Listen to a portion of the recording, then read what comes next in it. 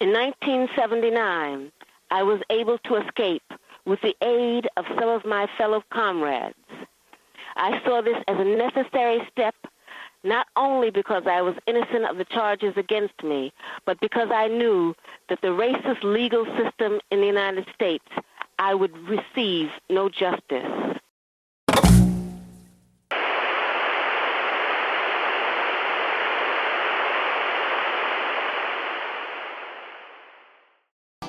Welcome to Democracy Now!, democracynow.org, the War and Peace Report. I'm Amy Goodman. We end today's show with the words of Assata Shakur, who died in Havana, Cuba, Thursday at the age of 78.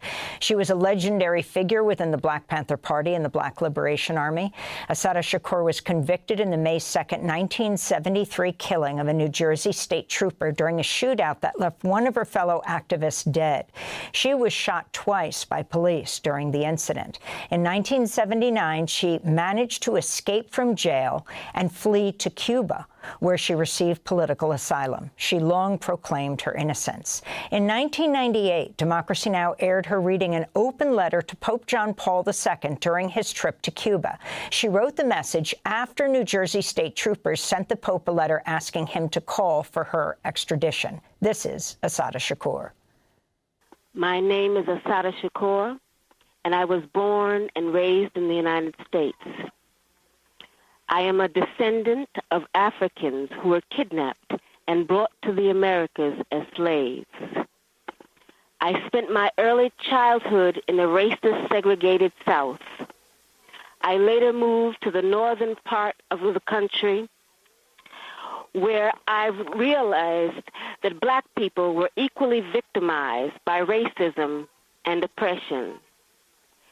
I grew up and became a political activist, participating in student struggles, the anti-war movement, and most of all, in the movement for the liberation of African Americans in the United States. I later joined the Black Panther Party, an organization that was targeted by the COINTELPRO program, a program that was set up by the Federal Bureau of Investigation to eliminate all political opposition to the U.S. government's policies, to destroy the black liberation movement in the United States, to discredit activists, and to eliminate potential leaders. Under the COINTELPRO program, many political activists were harassed, imprisoned, murdered, or otherwise neutralized. As a result of being targeted by COINTELPRO, I, like many other young people, was faced with the threat of prison, underground, exile, or death. The FBI, with the help of local police agencies, systematically fed false accusations and fake news articles to the press, accusing me and other activists of crimes we did not commit. Although in my case the charges were eventually dropped, or I was eventually acquitted, the national and local police agencies created a situation where, based on their false accusations against me, any police officer could shoot me on sight.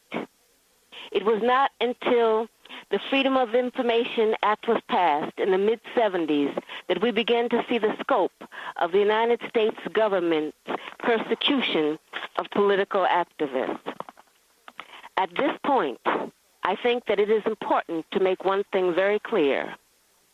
I have advocated, and I still advocate, revolutionary changes in the structure and in the principles that govern the United States.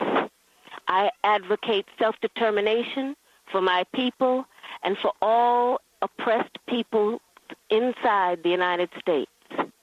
I advocate an end to capitalist exploitation, the abolition of racist policies, the eradication of sexism, and the elimination of political repression. If that is a crime, then I am totally guilty. To make a long story short, I was captured in New Jersey in 1973 after being shot with both arms held in the air and then shot again from the back. I was left on the ground to die, and when I did not, I was taken to a local hospital where I was threatened, beaten, and tortured. In 1977, I was convicted in a trial that can only be described as a legal lynching. In 1979, I was able to escape with the aid of some of my fellow comrades. I saw this as a necessary step, not only because I was innocent of the charges against me, but because I knew that the racist legal system in the United States, I would receive no justice. I was also afraid that I would be murdered in prison. I later arrived in Cuba, where I am currently living in exile as a political refugee. The New Jersey State Police and other law enforcement officials say they want to see me brought to justice. But I would like to know what they mean by justice. Is torture justice? I was kept in solitary confinement for more than 2 years, mostly in men's prisons. Is that justice? My lawyers were threatened with imprisonment and imprisoned. Is that justice?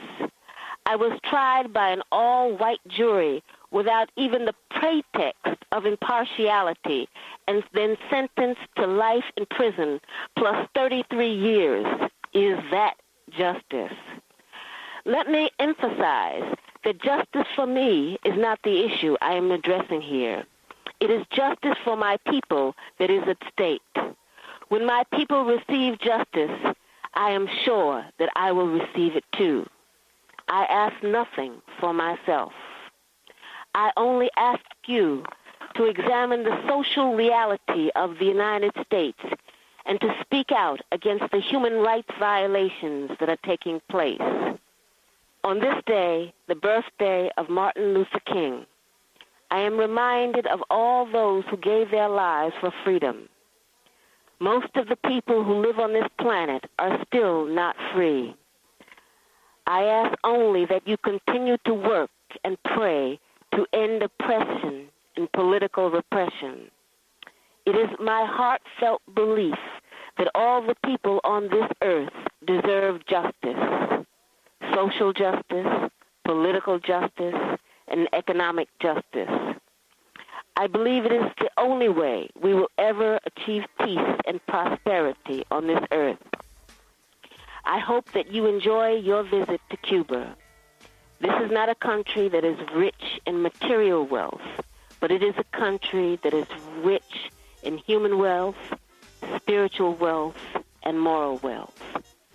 Respectfully yours, Assata Shakur, Havana, Cuba. Thanks for watching Democracy Now! On YouTube. Subscribe to the channel and turn on notifications to make sure you never miss a video. And for more of our audience-supported journalism, go to democracynow.org, where you can download our news app, sign up for our newsletter, subscribe to the daily podcast, and so much more.